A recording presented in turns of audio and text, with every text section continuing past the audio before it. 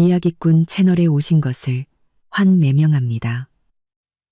오늘의 이야기가 궁금하시다면 구독과 좋아요를 눌러주세요. 제 연봉이 10억인데 옷장엔 루이비통이 가득하죠. 그런 제가 남자친구 부모님 댁에 일부러 싸구려 보세 옷을 입고 찾아갔습니다. 미래의 시어머니가 혹시 속물은 아닌지 떠보려고요. 서울 스카이라운지 레스토랑에 도착하자마자 저를 위아래로 훑어보는 그분의 눈빛.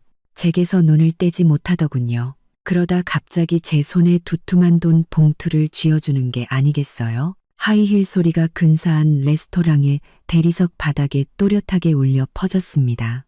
이 스카이라운지는 제게 익숙한 곳입니다. 사업상 미팅으로 여러 번 왔었거든요. 눈 감고도 화장실을 찾을 수 있을 정도죠. 하지만 오늘은 달랐습니다. 남자친구 민준 씨가 제 손을 꽉 잡고 있었는데 손바닥이 축축했어요. 저보다 훨씬 긴장한 모양이었죠. 우리는 그의 어머니 이혜숙 여사를 만나러 온 길이었습니다. 그가 제 귓가에 속삭였어요. 뜨거운 숨결이 목에 와닿았죠. 긴장하지 마. 우리 엄마 그냥 말씀이 좀 많으셔서 그렇지 좋은 분이야. 저는 입꼬리만 살짝 올렸습니다. 긴장이라니요. 제 이름은 박서윤. 제 인생에 긴장이란 두 글자는 없습니다. 연봉 10억을 버는 여자가 대체 무슨 상황을 못 겪어봤겠어요. 제 드레스룸에 걸린 루이비통, 샤넬 백들, 아무거나 하나만 꺼내도 평범한 직장인들, 반년치 월급은 좋게 될 겁니다. 하지만 오늘 저는 일부러 옷장 깊숙이 박아두었던 목이 다 늘어나고 해진 낡은 티셔츠를 꺼내 입었습니다. 색 바랜 청바지에 10,000원짜리 캔버스화를 신었죠. 심지어 세수도 안 하고 나왔습니다. 길에다 버려도 아무도 주워가지 않을 행색이었어요. 저는 그저 확인하고 싶었습니다. 민준 씨가 입이 닳도록 말하던 그 소박하고 좋으신 어머니가 과연 어떤 사람인지 말이죠. 직원의 안내를 받아 창가 자리에 도착하니 머리를 단정하게 올리고 고급스러운 실크 원피스를 차려입은 한 여인이 이미 앉아 있었습니다. 그녀가 바로 이혜숙 여사였죠. 민준 씨를 보자 얼굴에 주름이 자글자글하게 잡히도록 활짝 웃더군요. 하지만 그 미소는 제게로 향하는 순간 그대로 얼어붙었습니다. 이쪽이 서윤 씨. 안녕하세요, 어머님. 최대한 가볍고 빠르게 인사했습니다.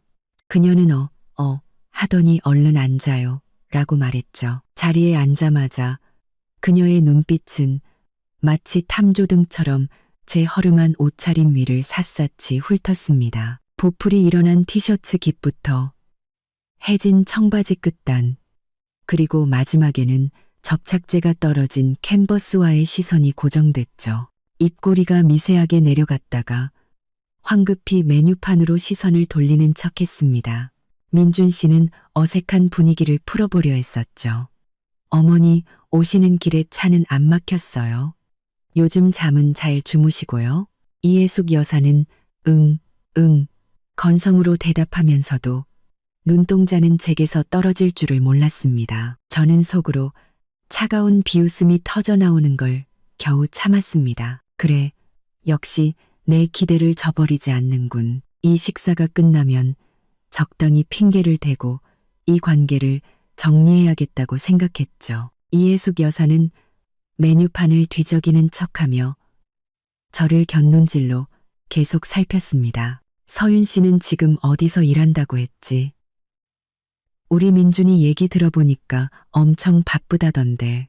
저는 목을 가다듬고 민준 씨와 미리 짜맞춘 작은 회사 격리라는 거짓말을 막 꺼내려던 참이었습니다. 그런데 바로 그 순간 메뉴판을 보던 이혜숙 여사가 갑자기 몸을 제 쪽으로 확 숙이더니 제 손목을 덥석 잡는 게 아니겠어요?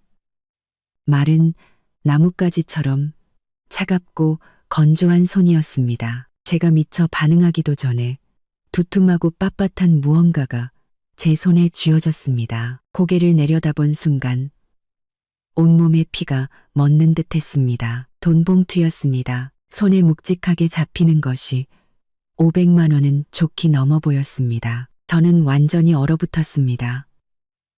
이게 대체 무슨 식의 첫 만남 선물이죠? 이렇게 어색한 분위기에서 예비 며느리에게 대뜸 이렇게 두둑한 현금을 안겨준다고요? 게다가 방금 전까지 저를 벌레 보듯 쳐다보던 그 눈빛은 또 뭐였고요. 민준 씨도 당황해서 입을 벌린 채 어머니를 쳐다봤습니다. 이해숙 여사는 얼굴에 어색한 미소를 띠고 목소리를 가늘게 짜내며 말했습니다. 서윤 씨, 처음 보는데 이모가 변변한 선물을 준비 못했네.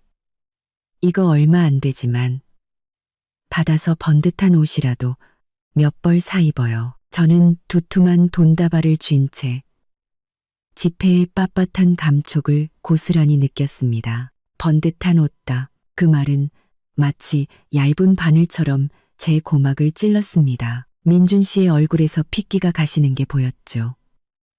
입술을 달싹이며 무언가 말하려 했지만 결국 어색하게 웃으며 말할 뿐이었습니다. 어머니, 뭘 이런 걸 다. 이해숙 여사는 아들은 아랑곳하지 않고 여전히 제 얼굴에 시선을 고정한 채였습니다.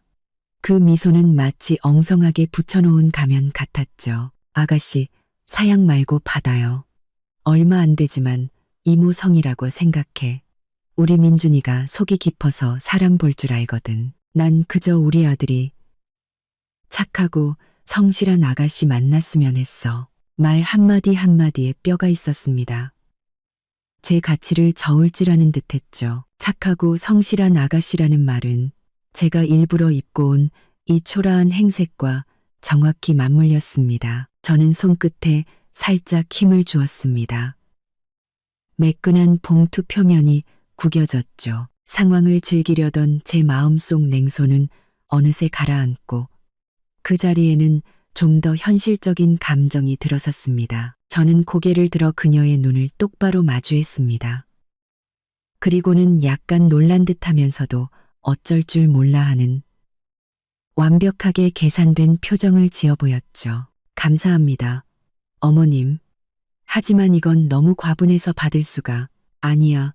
주는 거니까 그냥 받아요. 이해숙 여사는 제 손을 단호하게 눌렀습니다. 힘이 꽤 셌죠.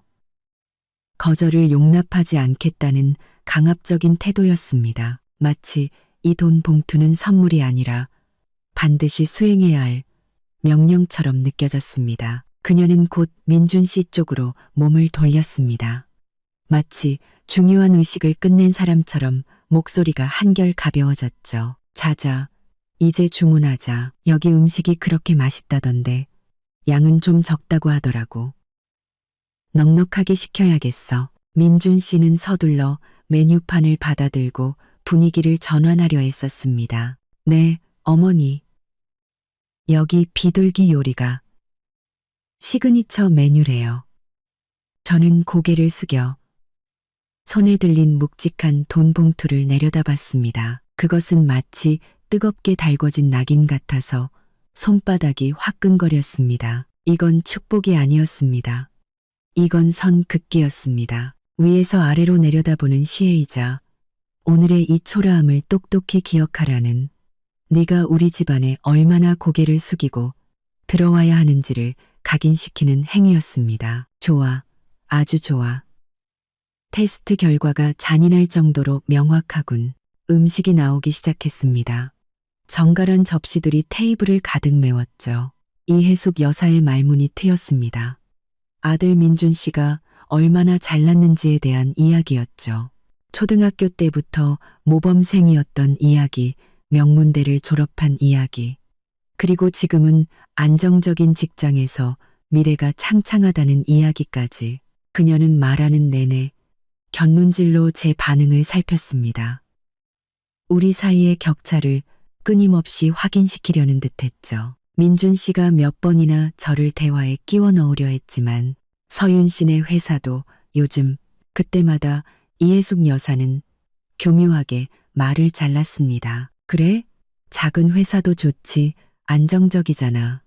우리 민준이처럼 스트레스 많이 받고 접대 많은 일보다야. 그녀는 전복 한 조각을 집어 자연스럽게 민준 씨의 접시에 놓아주며 말했습니다. 많이 먹고 기운내. 그러고는 마치 제가 이제야 생각났다는 듯 공용 젓가락으로 나물 한 줄기를 집어 제 접시에 놓아주었죠. 서윤 씨도 많이 먹어. 사양 말고. 방금 전 그 전복과 나란히 놓인 나물 한 줄기. 그 대비가 너무나 선명해서 눈이 시릴 정도였습니다. 그리고 또 저는 아무 말 없이 맛없는 나물을 씹었습니다. 맛이 느껴지지 않았죠. 그때 주머니 속 핸드폰이 짧게 진동했습니다. 보지 않아도 알 수 있었죠. 최 비서가 오후 3시에 중요한 화상회의가 있다는 걸 알려주는 메시지일 겁니다. 상대 회사 대표가 저를 기다리고 있겠죠. 그 세계에서 저는 수천억 원대 예산을 주무르며 최종 결정을 내리는 박 대표입니다. 하지만 지금 이 스카이라운지에서 저는 새 옷을 사입을 하며 돈을 받아야 하는 어디 내놓기 부끄러운 박서윤일 뿐이었죠. 식사는 기묘한 분위기 속에서 끝을 향해 달려갔습니다. 이해숙 여사는 냅킨으로 입가를 닦으며 아무렇지 않다는 듯 말했습니다. 아참. 민준아. 다음 주 주말에 내 이모 환갑이잖아. 신라 호텔에서 가족들끼리 조촐하게 식사하기로 했어. 친척들 다 모이니까. 그녀는 저를 쳐다봤습니다. 그 눈빛에는 여전히 저를 평가하는 기색이 역력했죠. 서윤 씨도 시간 되면 같이 오지 그래? 와서 친척들한테 인사도 하고. 민준 씨가 기대에 찬 눈빛으로 저를 바라봤습니다. 저는 젓가락을 내려놓고 물 한 모금을 마셨습니다. 이해숙 여사와 민준 씨의 시선이 제게 집중되는 것이 느껴졌죠. 다음 주 주말이요. 저는 미간을 살짝 찌푸리며 적당히 난처한 표정을 지었습니다. 어머님, 공교롭게도 그날 야근을 해야 할 것 같아요. 저희 회사가 작아서 사장님이 워낙 빡빡하게 관리하시거든요. 휴가 내기가 좀 어려워서요. 이해숙 여사의 얼굴에서 미소가 살짝 옅어졌습니다. 그래? 아쉽네. 그녀는 더 이상 아무 말도 하지 않았지만 그 눈빛에는 그럴 줄 알았지라는 네 글자가 선명하게 쓰여 있었습니다. 민준 씨가 서둘러 분위기를 수습했습니다. 괜찮아, 괜찮아. 다음에 기회는 또 있으니까. 저는 돈 봉투를 챙겨 자리에서 일어났습니다. 어머님, 오늘 정말 잘 먹었습니다. 그리고 이건 전 이만 회사에 들어가 봐야 할 것 같아요. 오후에 처리할 일이 좀 남아서요. 이해숙 여사는 고개를 끄덕일 뿐 자리에서 일어날 생각은 없어 보였습니다. 그래요. 조심해서 가요. 민준 씨가 저를 배웅하러 따라 나왔습니다.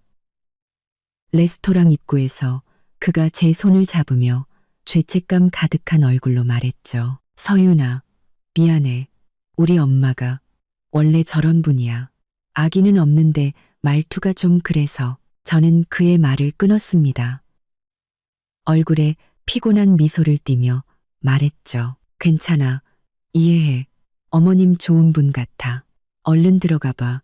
어머님 기다리시겠다. 그는 잠시 망설이다가 결국 레스토랑 안으로 돌아갔습니다. 저는 레스토랑의 화려한 문 너머로 사라지는 그의 뒷모습을 보며 얼굴에서 미소를 싹 지웠습니다. 그리고는 캔버스와 안창 밑에 숨겨두었던 아까 그들이 눈치채지 못하게 숨겨둔 제 차키를 꺼냈습니다. 포르쉐 차키였죠.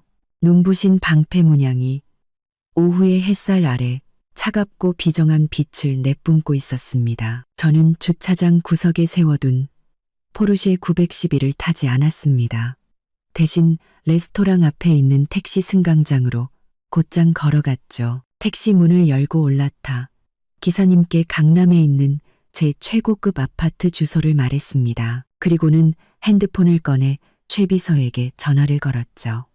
신호음이 한번 울리기도 전에 전화가 연결되었습니다. 대표님, 저는 택시의 낡은 뒷좌석에 몸을 기댄 채 창밖으로 빠르게 스쳐 지나가는 화려한 서울의 풍경을 바라보며 감정 없는 목소리로 말했습니다. 오후 회의는 예정대로 진행해요. 그리고 다음 주 주말 신라호텔에서 열리는 김민준 씨 이모님 환갑연 어느 홀에서 하는지 정확히 알아봐줘요. 택시는 강북의 좁은 골목길을 달렸습니다.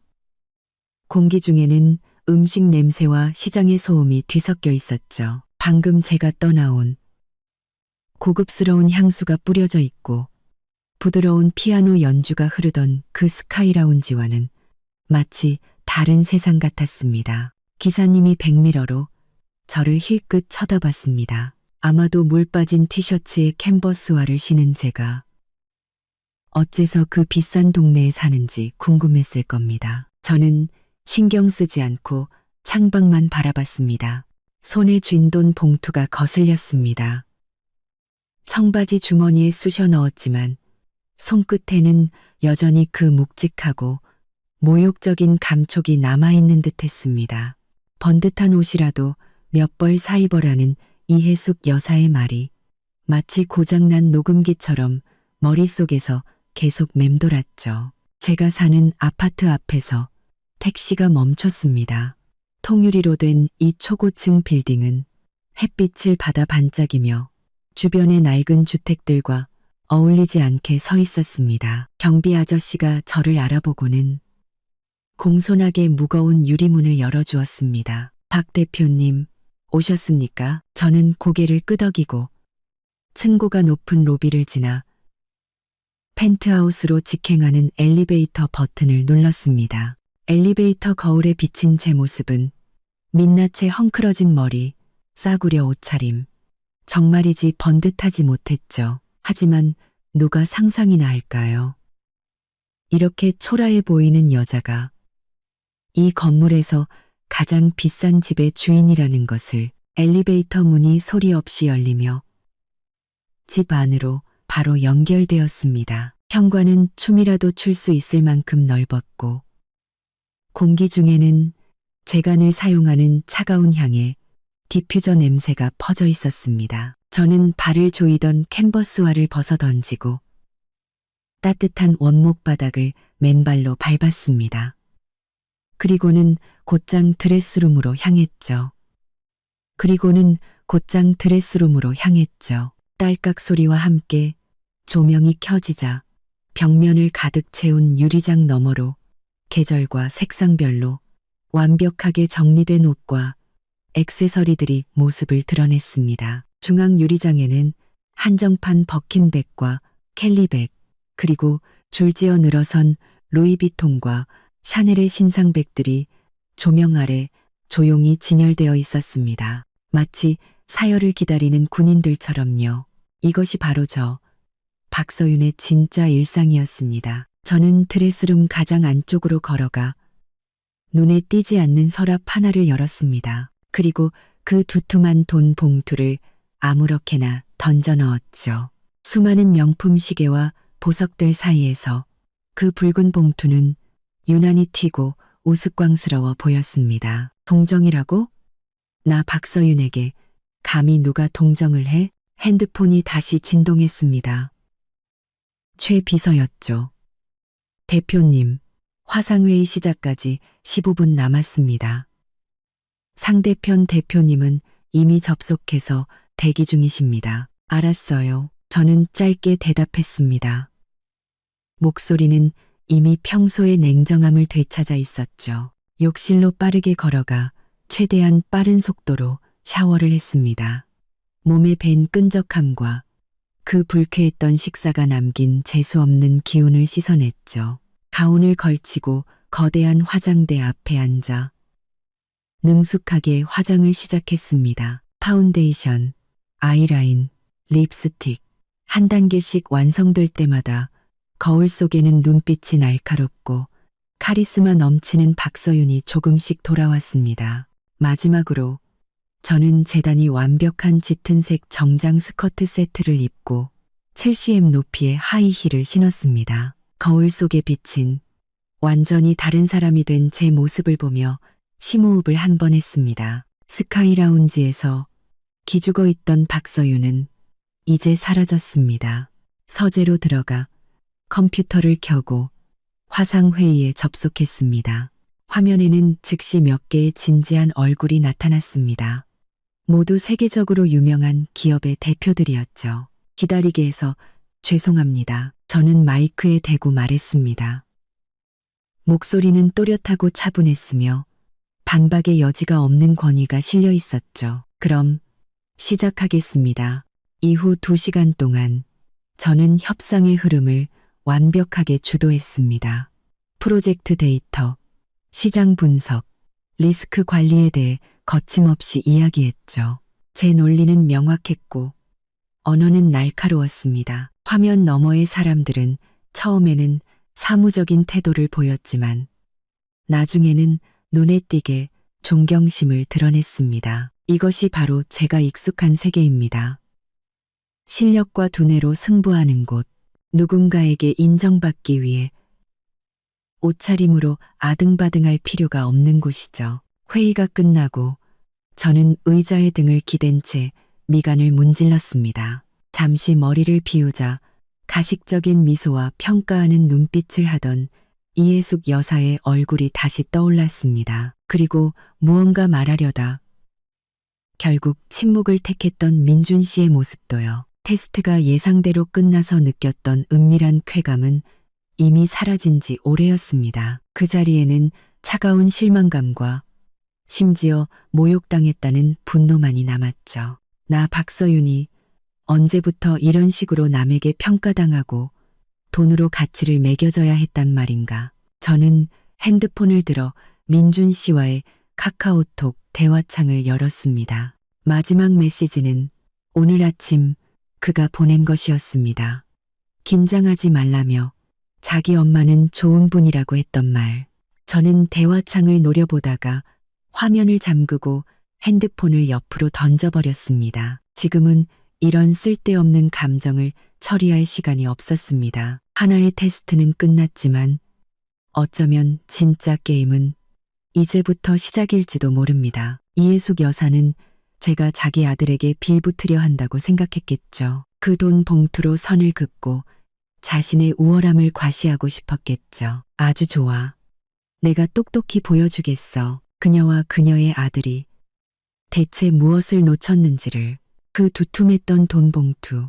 언젠가는 이자까지 쳐서 그녀의 뺨을 후려치는 따귀가 되어 돌아갈 겁니다. 그 후 며칠 동안 저는 일에만 몰두했습니다. 회사는 지금 수천억 원대의 중요한 정부 협력 프로젝트 입찰을 앞두고 있었습니다.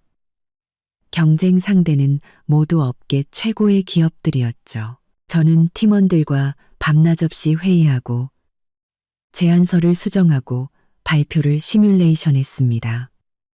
팀 전체가 극도의 긴장 상태였죠. 이렇게 복잡한 이해관계와 소수점 2자리까지 정확해야 하는 데이터를 다룰 때만 저는 그 스카이라운지에서의 굴욕감을 마음 한구석으로 밀어낼 수 있었습니다. 민준 씨에게서 카톡이 몇 번 왔습니다. 사과하는 내용이었죠. 자기 엄마가 악에는 없었다. 그냥 말투가 직설적일 뿐이니 마음에 담아두지 말아달라는. 그리고는 조심스럽게 주말에 만날 수 있냐고 물었습니다. 저는 화면에 뜬 그 힘없는 글자들을 보며 한참 동안 손가락을 움직이지 못했습니다. 결국 보낸 답장은 요즘 프로젝트 때문에 바빠. 다음에 얘기해. 가. 전부였습니다. 저는 따지지도 화를 내지도 않았습니다. 그래봐야 아무 의미 없다는 걸 알았기 때문이죠. 그가 레스토랑에서 그의 어머니가 그런 식으로 저를 대하는 것을 보면서도 어색하게 침묵했던 그 순간부터 이미 무언가는 변해버렸습니다. 그의 사과는 너무 늦었고 너무 가벼웠습니다. 금요일 오후 프로젝트 발표의 날이었습니다. 저는 가장 카리스마 있어 보이는 아르마니 맞춤 정장을 입고 하이힐을 신은 채 핵심 팀원들과 함께 서울시청의 엄숙한 회의실로 들어섰습니다. 진지한 표정의 심사위원들 앞에서 저는 프레젠테이션 화면을 보며 우리 제안서의 강점과 기술력, 그리고 사후 운영 계획에 대해 명확하게 설명했습니다. 제 말투는 안정적이었고 논리는 명쾌했으며 심사위원들의 날카로운 질문에도 겸손하지만 단호하게 대처했습니다. 2시간의 발표가 끝나고 회의실을 나올 때 팀원들이 제게 보내는 존경과 안도의 눈빛을 느낄 수 있었습니다. 저는 우리가 이겼다는 것을 직감했죠. 회사로 돌아오자마자 최 비서가 다가와 낮은 목소리로 말했습니다. 대표님, 김민준 씨라는 분이 회의실에서 기다리고 계십니다. 꽤 오래 기다리셨습니다. 저는 걸음을 멈췄습니다. 민준 씨가 어떻게 회사를 찾아왔지? 저는 저도 모르게 미간을 찌푸렸습니다. 내 사무실로 오라고 해요. 사무실에서 저는 빠르게 립스틱을 고쳐 바르고 제 모습이 완벽한지 확인했습니다. 그리고 나서야 최 비서에게 민준 씨를 들여보내라고 했죠. 그는 문을 열고 들어섰습니다. 얼굴에는 불안함과 어색함이 역력했죠. 그는 서울의 절반이 내려다 보이는 제 넓고 환한 사무실을 둘러보며 어딘가 낯선 눈빛을 보였습니다. 서윤아, 김민준 씨, 앉으세요. 저는 맞은편 의자를 가리키며 완전히 사무적인 말투로 말했습니다. 무슨 일로 찾아오셨죠? 김민준 씨라는 호칭에 그는 잠시 멈칫하더니 어색하게 자리에 앉았습니다. 서윤아, 그러지 마. 화난 거 알아. 그날 엄마가 정말 심했어. 내가 대신 사과할게. 저는 표정 없는 얼굴로 그를 바라봤습니다. 사과는 잘 들었어요. 그게 전부라면 이만 돌아가 주세요. 처리할 업무가 많아서요. 그가 다급하게 말했습니다. 사과만 하러 온 게 아니야. 내일 이모 환갑연 신라호텔 금수홀에서 해. 서윤아, 와주면 안 될까? 엄마랑 얘기 다 했어. 다시는 안 그러실 거야. 나한테 기회를 한 번만 줘. 응. 저는 넓은 의자에 등을 기댄 채 손가락으로 책상을 톡톡 두드렸습니다. 기회를 달라고? 이해숙 여사에 더 교묘해질지도 모를 평가와 모욕을 또 받으러 가라고? 저는 그의 초조하고 간절한 눈빛을 바라봤습니다. 제 마음속 차가운 어딘가에 가는 실금이 생기는 것 같았죠. 그래, 어디 한번 보자. 친척들이 다 모인 자리에서 이해숙 여사가 어떤 연기를 펼칠지, 그리고 더 중요한 것은 저 역시 그 테스트에 마침표를 찍을 이해숙 여사가 전혀 예상하지 못할 무대가 필요했습니다. 저는 잠시 침묵했습니다. 민준 씨의 눈에서 희망의 빛이 꺼져갈 때쯤 저는 나지막이 입을 열었습니다. 좋아요. 내일 몇 시죠? 그의 얼굴에 즉시 환한 미소가 번졌습니다. 저녁 6시. 금수홀이야. 서윤아, 정말 고마워. 내가 꼭. 저는 손을 들어 그의 말을 막았습니다. 정시에 도착할게요. 하지만 일이 바빠서 오래 있지는 못할 거예요. 그럼. 와주는 것만으로도.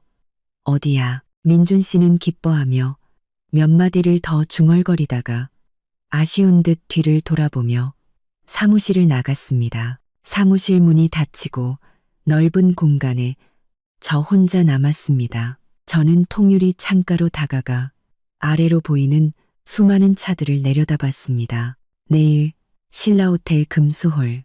이해숙 여사, 당신은 여전히 싸구려 옷을 입고 기죽어 있는 박서윤을 보고 싶겠죠? 미안하지만 당신을 실망시켜야겠네요. 저는 내선 전화를 들었습니다. 최 비서, 스타일리스트 레이디 씨에게 연락해서 내일 오후 5시로 예약 좀 잡아줘요. 그리고 지난달 파리에서 낙찰받은 그 별빛 드레스 준비해두고요. 토요일 오후 5시.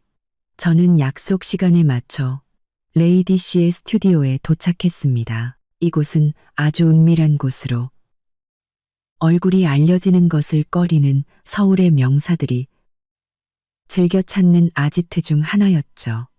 레이디 씨가 저를 보며 웃으며 맞이했습니다. 박 대표님, 오늘 무슨 중요한 자리 있으신가 봐요? 저는 자리에 앉아 그녀가 능숙하게 제 머리를 만지는 것에 몸을 맡겼습니다. 그냥 평범한 가족 모임이에요.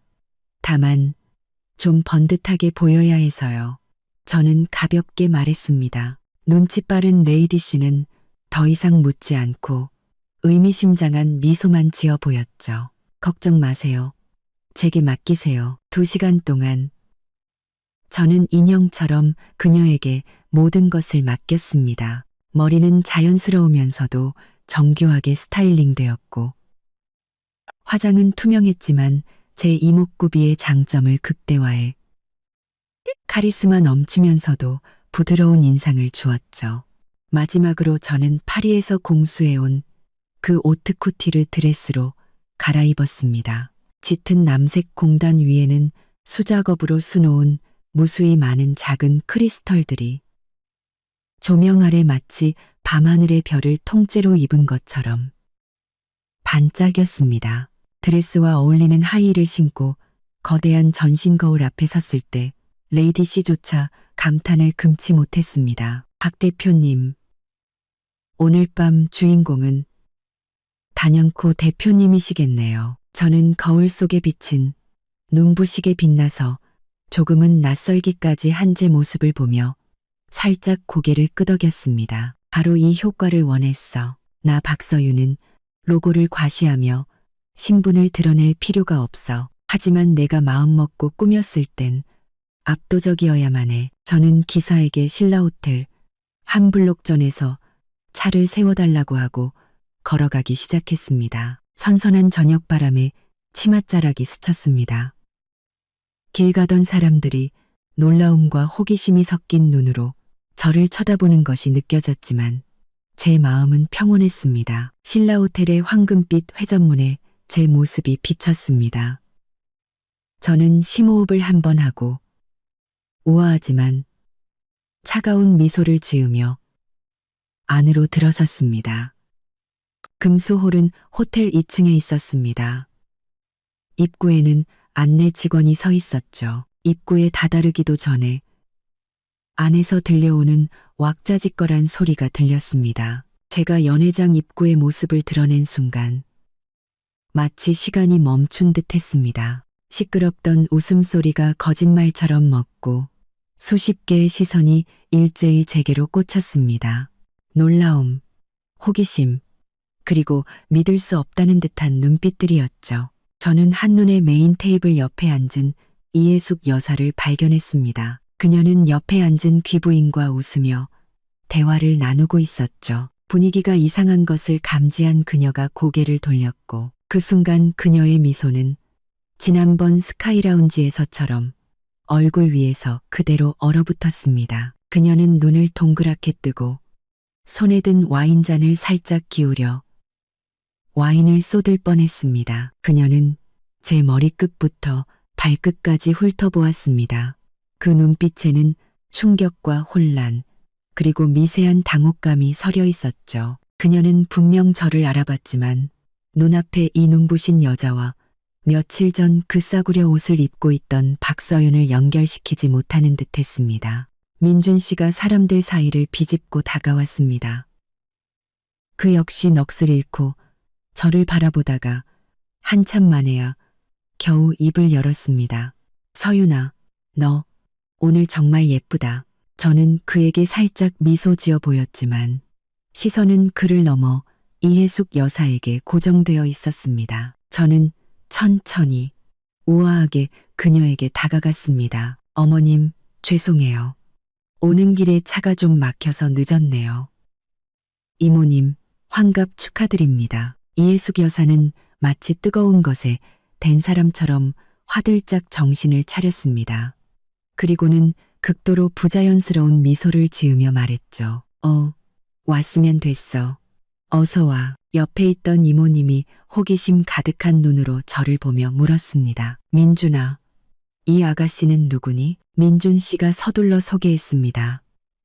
이모, 제 여자친구 박서윤이에요. 이모님은 얼굴에 한박 웃음을 지으며 말했습니다. 어머나, 아가씨가 정말 인형 같네. 어서 이리 와서 앉아요. 이혜숙 여사가 뻣뻣하게 옆으로 자리를 비켜주었고, 저는 자연스럽게 그 자리에 앉았습니다.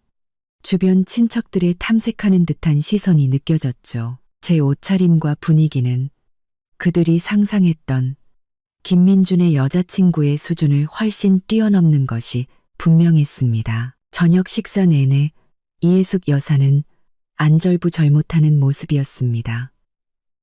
지난번처럼 아들이 얼마나 잘났는지 떠들어대지도 않고 오히려 말이 없었죠. 그저 가끔씩 복잡하기 짝이 없는 눈빛으로 저를 훔쳐볼 뿐이었습니다. 한 친척이 제게 어디서 일하는지 물었습니다. 저는 미소 지으며 대답했죠. 그냥 작은 투자 회사에서 관리직으로 일하고 있어요. 이혜숙 여사의 귀가 쫑긋 세워졌습니다.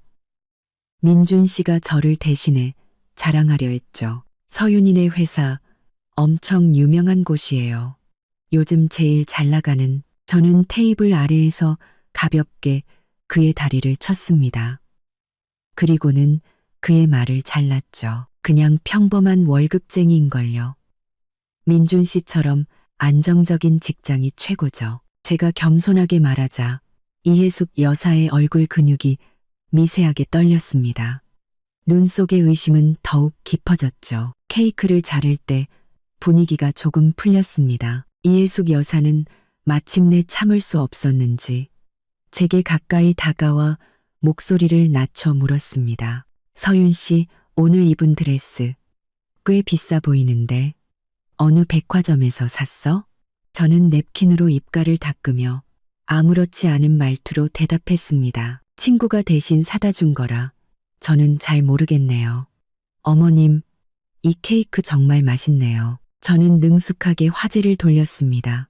이혜숙 여사는 마치 허공에 주먹을 날린 사람처럼 얼굴이 더욱 굳어졌습니다. 저는 그녀의 마음속 의심이 눈덩이처럼 불어나고 있다는 것을 알 수 있었습니다. 그 싸구려 옷을 입고 돈 봉투를 받던 여자와 지금 눈앞에 우아하고 기품 있는 여자.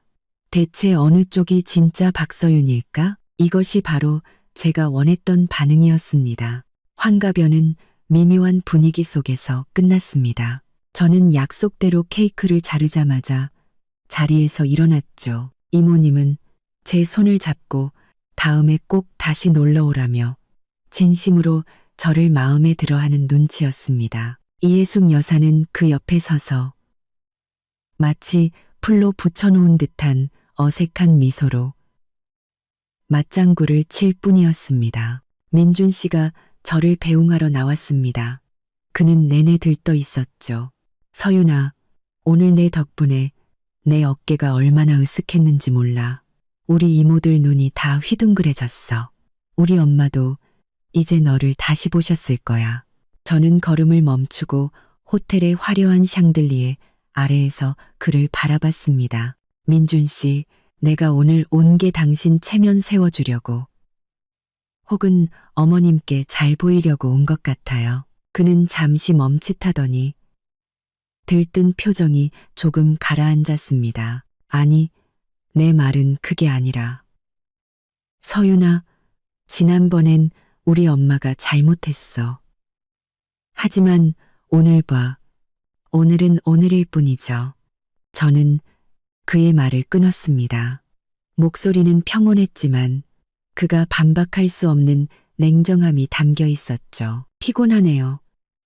먼저 들어갈게요. 그는 더 이상 저를 붙잡지 못했습니다. 그저 실망한 눈빛으로 말했죠. 그래, 조심해서 들어가. 집에 도착하면 연락하고. 저는 고개를 끄덕이고 엘리베이터 쪽으로 돌아섰습니다. 뒤돌아보지 않아도 그가 그 자리에 서서 저를 바라보는 시선이 느껴졌습니다. 하지만 제 마음에는 아무런 파동도 일지 않았습니다. 오늘 밤의 목적은 달성되었습니다. 이혜숙 여사의 마음속에 충분히 무거운 의심의 씨앗을 심었으니까요. 그것으로 충분했습니다. 다음 주 월요일. 저는 정부 프로젝트의 마지막 단계에 온 힘을 쏟았습니다. 결과는 예상대로 우리 회사가 압도적인 점수차로 낙찰되었습니다. 소식이 전해지자 회사 전체가 축제 분위기였죠. 저는 프로젝트 팀원 모두에게 두둑한 보너스를 지급하고 축하 파티를 열어주었습니다. 하지만 저는 잠시 얼굴만 비추고 샴페인 한 잔만 마신 뒤 먼저 자리를 떴습니다. 이런 시끄러운 즐거움은 더 이상 제 마음을 움직이지 못하는 것 같았습니다. 파티 다음 날 저는 오랜만에 늦잠을 잤습니다. 눈을 떴을 땐 햇살이 침실을 가득 채우고 있었죠. 저는 침대에 기댄 채 핸드폰을 들고 습관처럼 업무 메일부터 확인했습니다. 그리고 카카오톡을 열었죠. 민준 씨와의 대화창에 어제 보낸 몇 개의 메시지가 와 있었습니다. 축하 파티는 잘했는지 자기도 기쁘다는 내용이었죠. 저는 훑어보기만 하고 답장하지 않았습니다. 스크롤을 내리자 예상 밖이지만 어쩌면 당연한 친구 추가 요청이 와 있었습니다. 프로필 사진은 연꽃, 이름은 늘 감사하며 요청 메시지에는 서윤 씨, 민준이 엄마예요. 라고 쓰여 있었죠. 제 손가락이 화면 위에서 잠시 멈췄습니다. 이해숙 여사가 드디어 참지 못하고 나섰군. 저는 수락 버튼을 눌렀습니다. 그러자 거의 즉시 상대방의 상태가 입력 중으로 바뀌었습니다. 좋길 이분이 흐른 뒤에야 메시지 하나가 도착했습니다. 민준 엄마 서윤 씨, 이모야. 어제 민준이한테 들었는데 회사에서 엄청 큰 프로젝트를 따냈다며. 이모가 다 기쁘네. 젊은 사람이 정말 대단해. 저는 그 노골적인 호기심과 의도가 담긴 메시지를 보며 핸드폰 너머로 조심스러우면서도 궁금해 못 견디는 이해숙 여사의 표정을 상상했습니다. 저는 간단히 두 글자로 답장했습니다. 감사합니다. 민준 엄마. 아이고, 뭘. 당연하지. 저기, 서윤 씨, 내일 점심에 시간 괜찮아? 이모 친구가 하는 한정식 집이 있는데 음식이 아주 기가 막히거든. 축하도 할 겸 이모가 밥 한 끼 사주고 싶어서. 저는 그 초대 메시지를 보며 입가에 냉소가 번지는 것을 느꼈습니다. 축하는 핑계고 제 정체를 파악하려는 속셈이겠죠. 지난번 환갑연에서 제 모습이 그녀의 상상을 초월했고 민준 씨가 제 일에 대해 어렴풋이 흘린 정보가 그녀의 의심과 불안을 키웠을 겁니다. 그녀는 확인해야만 했던 거죠. 갑자기 정체를 알 수 없게 된 이 예비 며느리가 대체 어떤 사람인지를. 저는 원래 거절하려 했지만 마음을 바꾸었습니다. 왜 안 되겠어? 그녀에게 직접 나를 조사할 기회를 주는 것도 나쁘지 않지. 이번에는 또 어떤 방식으로 내 가치를 저울질할지 어디 한번 보고 싶어졌습니다. 저는 답장했습니다. 어머님, 너무 감사해요. 내일 점심시간 괜찮을 것 같아요. 주소 보내주세요. 민준 엄마. 그래. 주소는 내일 11시 반에 이모가 식당 앞에서 기다리고 있을게. 핸드폰을 내려놓고 저는 드레스룸으로 걸어갔습니다. 내일 이 홍문연에는 무엇을 입고 가야 할까? 너무 평범하게 입어 나를 무시한다고 생각하게 해서도 안 되고 너무 화려하게 입어 일부러 과시하는 것처럼 보여서도 안 된다. 은근하면서도 곳곳에서 품격과 실력이 드러나는 스타일이 필요했습니다. 고민 끝에 저는 아무런 로고도 없는 미색 캐시미어 원피스를 골랐습니다.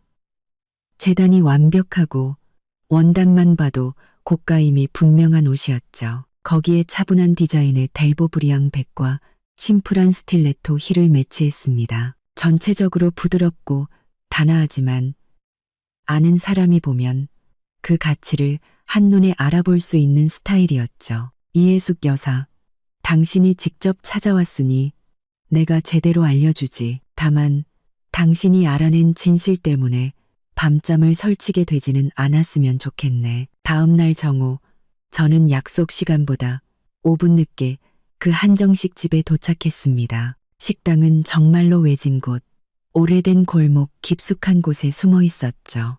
입구는 작았지만 품격이 느껴졌습니다. 이예숙 여사는 역시나 문 앞에서 기다리고 있었습니다. 새로 산 듯한 짙은 보라색 정장을 쫙 빼입고 머리는 한 올에 흐트러짐 없이 빗어 넘겼더군요. 저를 보자마자 지난번 환갑연 때보다 몇 배는 더 과장된 미소를 지으며 반겼습니다. 서윤 씨, 어서 와. 밖이 덥지? 얼른 들어가자. 그녀는 저를 방으로 안내했습니다. 공간은 작았지만 고풍스럽게 꾸며져 있었죠. 자리에 앉자마자 그녀는 바쁘게 차를 따르면서도 그 눈은 스캐너처럼 제 머리부터 발끝까지 다시 한번 샅샅이 훑었습니다. 아무런 로고도 없지만 가죽과 마감이 비범함을 드러내는 제 핸드백을 봤을 때 그녀의 눈가가 미세하게 떨리는 것을 포착했습니다. 서윤 씨, 오늘 옷차림이 참 단아하고 예쁘네. 그녀는 찻잔을 제 앞으로 밀어주며 웃었습니다. 우리 회사 젊은 애들처럼 요란하게 꾸미지도 않고 보기 좋아. 감사합니다. 어머님, 저는 찻잔을 들어 가볍게 한 모금 마셨습니다. 그녀는 손을 비비며 본론으로 들어갔습니다. 민준이한테 들었는데 회사에서 그 정부 프로젝트 따낸 거 정말 대단하다며? 젊은 나이에 정말 대단해. 이모가 내 나이 때는 공장에서 부품이나 깎고 있었는데 운이 좋았을 뿐이에요. 팀원들이 다 같이 노력한 덕분이죠. 저는 담담하게 대답했습니다. 그녀는 몸을 앞으로 더 숙이며 목소리를 낮췄습니다. 호기심이 가득했죠. 서윤 씨, 이모한테만 살짝 말해줘봐. 그런 큰 프로젝트 하나 하면 성과급이 꽤 되지?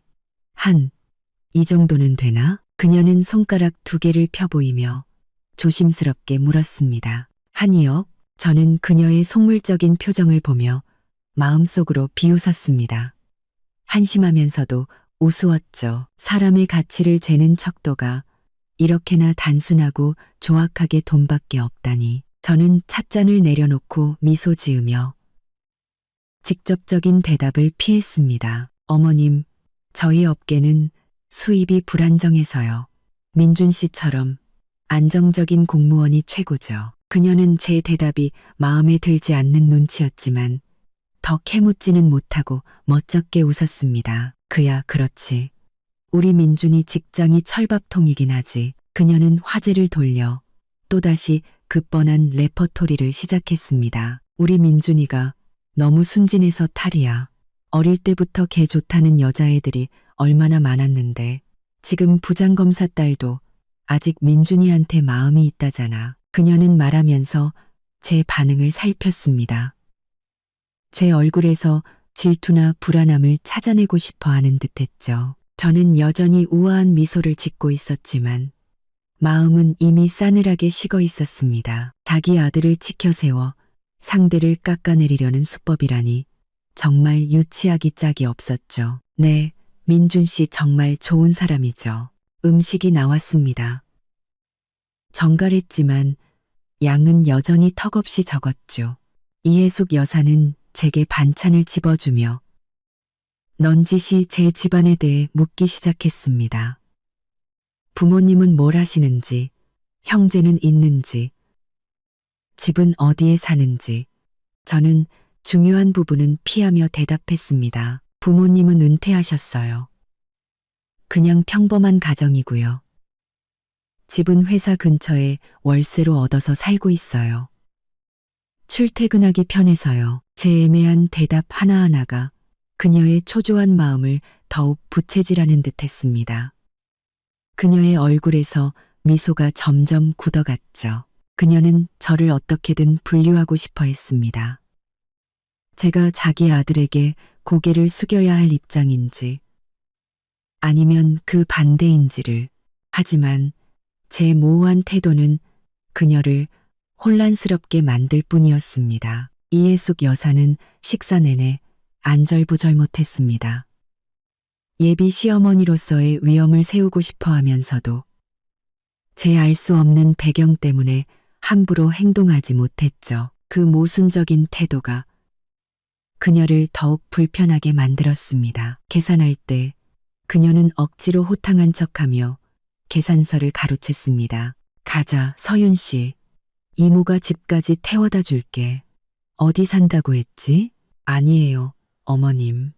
근처에서 친구 만나기로 해서 친구가 데리러 올 거예요. 저는 그녀의 제안을 거절하고 함께 골목 입구까지 걸어 나왔습니다. 그래, 그럼 조심해서 가. 이예숙 여사는 길가에 서서 복잡한 눈빛으로 저를 바라보며 무언가 말하려다 결국 그저 손만 흔들었습니다. 저는 버스 정류장으로 향하는 그녀의 뒷모습을 잠시 바라보다가 반대 방향으로 천천히 걸음을 옮겼습니다. 골목 두 개를 돌자 차분하지만 값비싼 제 검은색 세단이 조용히 길가에 서 있었습니다. 기사가 이미 내려서 제 차 문을 열어주고 있었죠. 차에 올라타 바깥의 소음과 단절되자 저는 비로소 긴 한숨을 내쉬었습니다. 이예숙 여사를 상대하는 것은 8시간 연속 회의를 하는 것보다 더 피곤한 일이었습니다. 그녀의 눈빛 하나,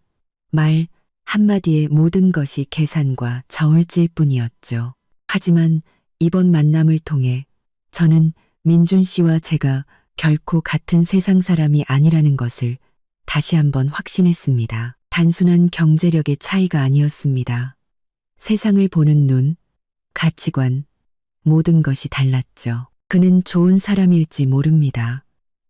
하지만 그의 가족, 속물근성과 편협함으로 둘러싸인 그 세계는 제가 단 하루도 견딜 수 없는 곳이었습니다. 그 두툼했던 돈봉투는 여전히 제 드레스룸 서랍 안에 잠들어 있었습니다. 그것은 마치 가시처럼 이 모든 일의 시작이었던 그 어리석은 테스트를 계속해서 상기시켰죠. 이제 그 테스트는 의미를 잃었습니다.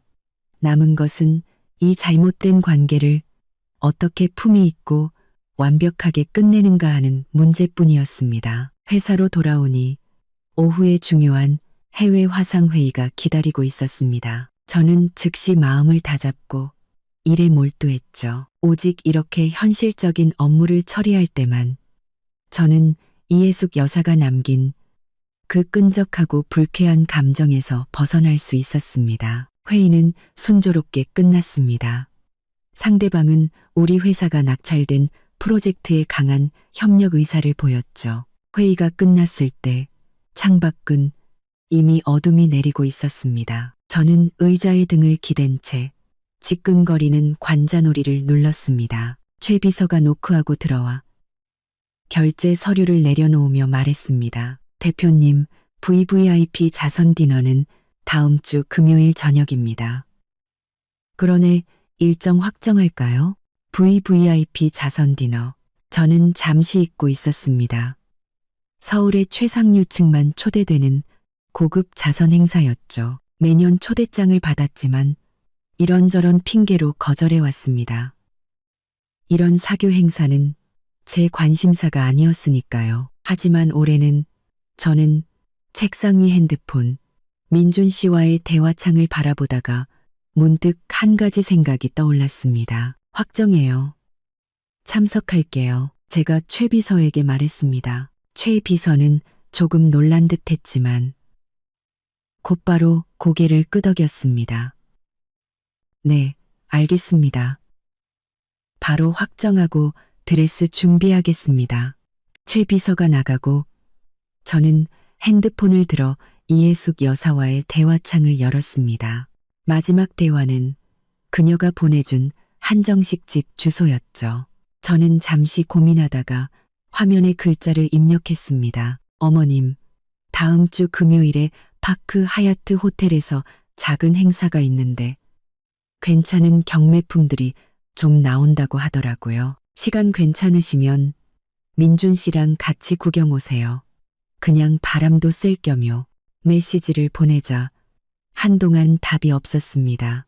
10여 분이 흐른 뒤에야 이예숙 여사의 답장이 왔습니다. 문장 곳곳에서 조심스러움과 의심이 느껴졌죠. 민준 엄마 파크 하얏트 호텔. 거기 엄청 비싼 데 아니니? 무슨 행사인데? 이모 같은 사람이 가도 괜찮은 곳이야?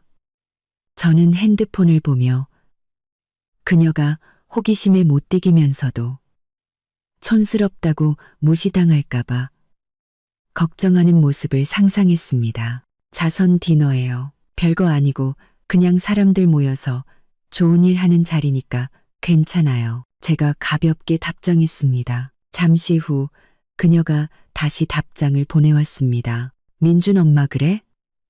그럼 이모가 한 번도 구경 못 해본 덴데 너희 젊은 애들 따라서 구경이나 가볼까? 민준이한테도 말해볼게. 핸드폰을 내려놓으며 저는 미끼가 던져졌음을 알았습니다.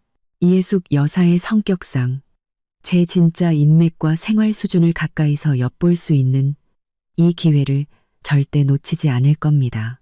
그리고 민준 씨 역시 어떻게든 관계를 회복하고 싶어서 분명히 따라 나서겠죠. 그 후 며칠간 저는 평소처럼 바쁘게 지내며 그들에게 먼저 연락하지 않았습니다. 민준 씨에게서 몇 번 연락이 왔지만 저는 짧고 무미건조하게 답장할 뿐이었죠. 금요일 저녁 저는 레이디 씨를 불러 스타일링을 받았습니다. 오늘의 드레스는 제가 특별히 고른 은색 프린지 장식의 롱드레스였습니다. 걸을 때마다 빛을 받아 반짝이는 차분하면서도 화려한 디자인이었죠. 액세서리는 심플한 다이아몬드 귀걸이 하나로 포인트를 주었습니다. 거울 속에 비친 고혹적이면서도 카리스마 넘치는 제 모습을 보며 저는 만족스럽게 고개를 끄덕였습니다. 오늘 밤 제가 주인공이 될 필요는 없습니다. 하지만 특정 인물들에게 우리 사이의 간극이 그깟 돈 봉투 따위로는 결코 메워질 수 없는 것임을 똑똑히 보여줘야 했습니다. 기사는 파크 하얏트 호텔의 레드카펫 앞에 차를 세웠습니다. 도어맨이 공손하게 문을 열어주었고 제가 차에서 내리는 순간 수많은 시선이 쏟아졌습니다. 초대된 기자들의 플래시가 터졌죠. 저는 가볍게 고개를 끄덕이고 직원의 안내를 받아 화려한 연회장으로 들어섰습니다. 연회장 안은 이미 수많은 사람들로 가득 차 있었죠. 저는 곧 몇몇 익숙한 비즈니스 파트너들을 발견하고 미소 지으며 다가가 인사를 나눴습니다. 우리는 최근 시장 동향과 협력 가능성에 대해 가볍게 대화를 나누었죠. 한 대기업 회장님과 신도시 개발 투자에 대해 이야기하고 있을 때였습니다. 제 눈초리에 입구에서 어쩔 줄 몰라 하며 서 있는 두 사람이 들어왔습니다. 너무나 익숙하면서도 이 장소와는 전혀 어울리지 않는 모습이었죠. 민준 씨는 오늘을 위해 새로 산 것이 분명하지만 몸에 잘 맞지 않는 정장을 입고 있었고 그 옆에 이해숙 여사는 더욱 가관이었습니다. 색이 촌스러운 스팽글 한복 드레스에 목에는 과하게 큰 진주 목걸이를 걸고 있었죠. 그녀는 눈을 동그랗게 뜨고 마치 처음 서울 구경 온 사람처럼 연회장 안을 탐욕스럽고 놀란 눈으로 훑어보고 있었습니다. 화려한 샹들리에 명품으로 치장한 사람들 그리고 웨이터들이 들고 다니는 고급스러운 음식들까지. 그러다 그녀의 시선이 인파를 뚫고 제게 와서 꽂혔습니다. 그 순간 그녀의 얼굴 표정은 정말이지 장관이었습니다. 처음에는 믿을 수 없다는 듯한 충격, 그리고는 제가 대화를 나누고 있는 그녀가 TV나 경제 잡지에서나 봤을 법한 인물들을 보며 엄청난 혼란에 빠졌죠. 마지막으로 그 모든 감정은 하얗게 질린 얼굴 위로 떠오른 당혹감과 공포로 변했습니다. 그녀는 마침내 깨달은 듯했습니다. 자신이 그깟 돈 봉투와 말 몇 마디로 내치려 했던 상대가 대체 어떤 존재였는지를. 저는 멀리서 그들을 향해 들고 있던 샴페인 잔을 살짝 들어보였습니다. 그리고는 완벽하게 계산된 하지만 차갑고 무심한 미소를 지어 보였죠. 이해숙 여사는 제 시선에 댄 듯 황급히 고개를 숙이고 민준 씨의 팔을 꽉 잡았습니다. 민준 씨 역시 저를 보고 있었죠. 그의 얼굴에는 놀라움과 함께 깊은 당혹감이 스쳐 지나갔습니다. 그는 아마 상상도 못했을 겁니다. 이렇게나 낯선 세계에서 이런 모습으로 저와 마주치게 될 줄은. 저는 바로 다가가지 않았습니다. 그들이 이질감과 어색함 속에서 좀 더 버텨보도록 내버려 두었죠. 이 보이지 않는 벽을 온몸으로 느껴보는 것도 좋은 경험이 될 테니까요. 제 대화 상대였던 회장님이 제 시선을 따라 그들을 보고는 웃으며 물었습니다. 박 대표, 아는 분들이신가? 저는 시선을 거두며 아무렇지 않은 말투로 대답했습니다. 글쎄요, 회장님, 아까 말씀하시던 그 신도시 부지 말인데요. 저는 아무 일 없었다는 듯 대화를 이어갔습니다. 하지만 제 시야 한 구석에는 마치 조각상처럼 그 자리에 얼어붙어 어쩔 줄 몰라 하는 이해숙 여사와 민준 씨의 모습이 들어왔습니다. 자선 경매가 시작되었습니다. 하객들이 자리에 앉았죠. 제 자리는 앞쪽의 VIP석이었고 그들의 초대장 등급으로는 가장 뒷줄에 눈에 띄지 않는 구석 자리에 앉을 수밖에 없었을 겁니다. 저는 돌아보지 않아도 등 뒤에 꽂히는 그 두 개의 뜨거운 시선을 느낄 수 있었습니다. 경매품 대부분은 예술품이나 보석 혹은 특별한 경험 상품들이었습니다. 한 조선백자가 고가에 낙찰되었을 때 장내에서는 박수가 터져 나왔습니다. 저는 뒷줄에서 이해숙 여사가 겨우 참는 듯한 하지만 선명하게 들리는 탄식 소리를 들었습니다. 세상에 저런 그릇 쪼가리가. 민준 씨가 그녀를 말리는 듯한 소리가 작게 들렸죠. 경매가 막바지에 이르렀을 때 최고급 비치 목걸이가 등장했습니다. 시작 가격부터가 엄청났지만 입찰자가 많아 가격은 계속해서 치솟았죠.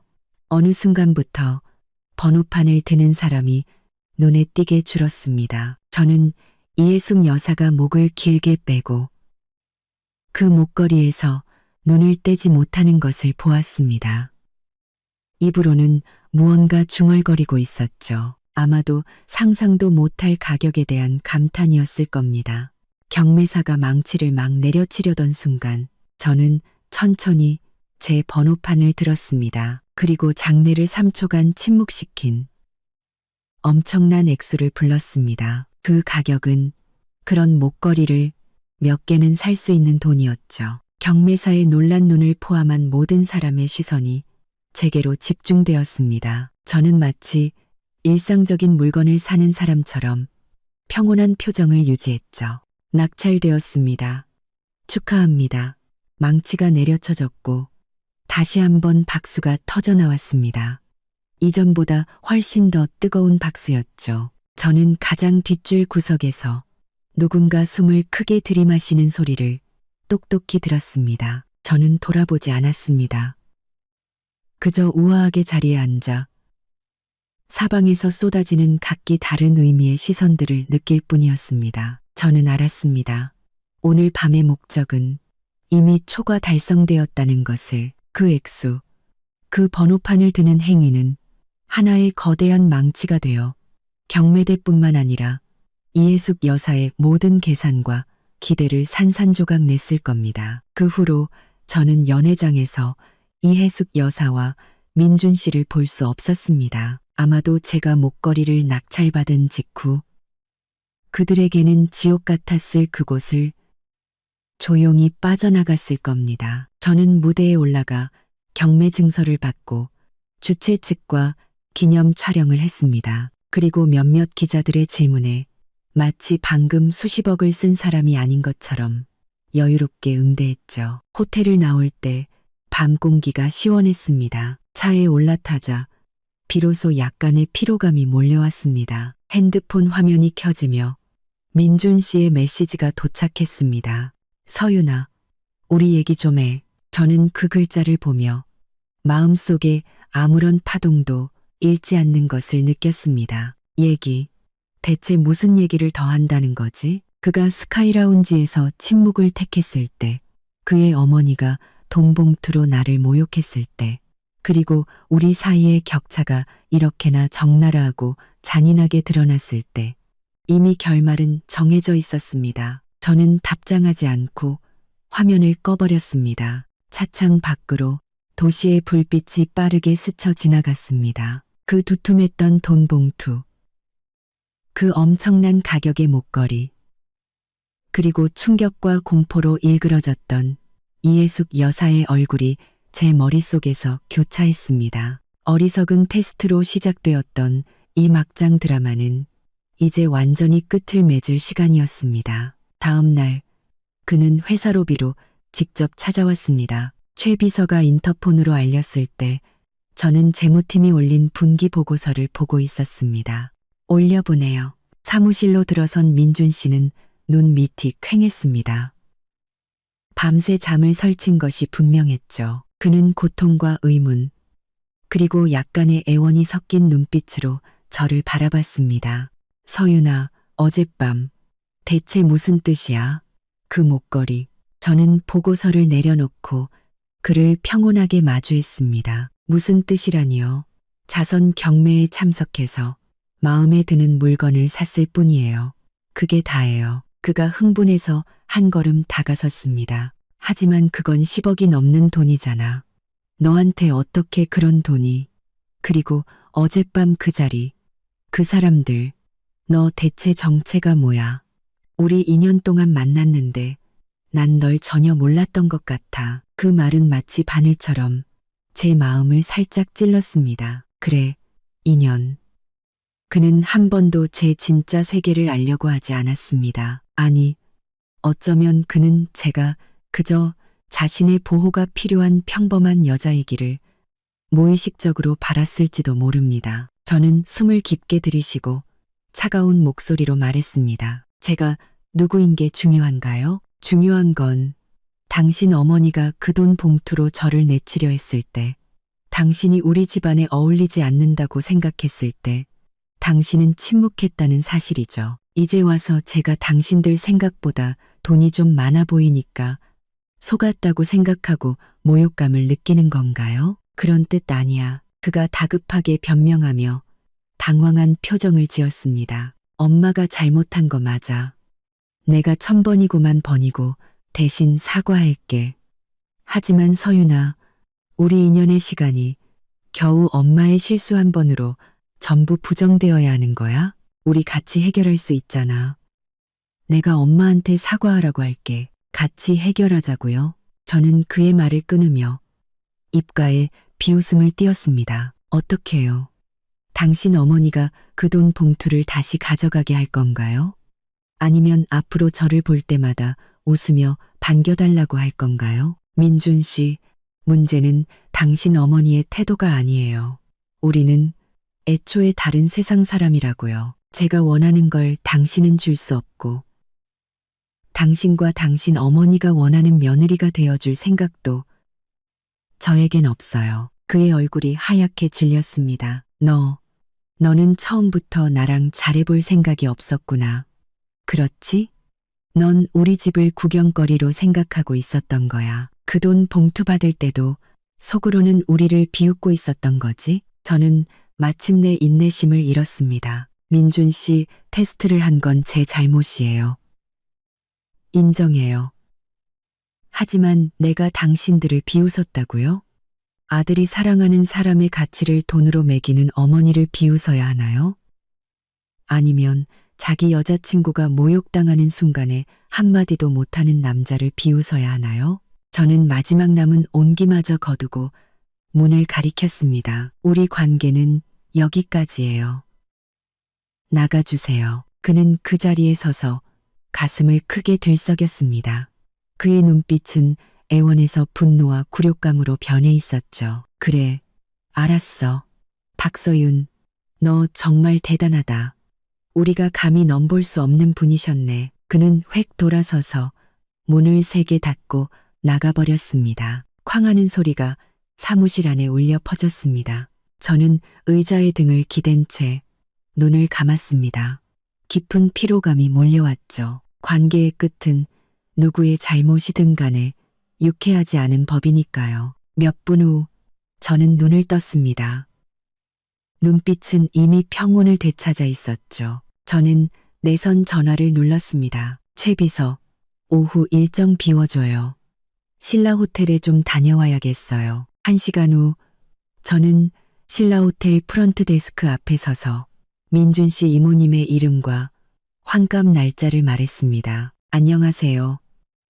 지난주 토요일 금수홀에서 있었던 행사 결제 내역을 좀 확인하고 싶은데요. 직원이 조회를 하더니 미소 지으며 말했습니다. 손님, 금수홀 예약은 김민준 고객님께서 당일 현장에서 완납 처리하셨습니다. 역시 그랬군. 저는 신용카드를 꺼내며 말했습니다. 그럼 그날 저녁 식사 비용과 동일한 금액을 익명으로 김민준 고객님의 결제 계좌로 환불 처리해 주세요.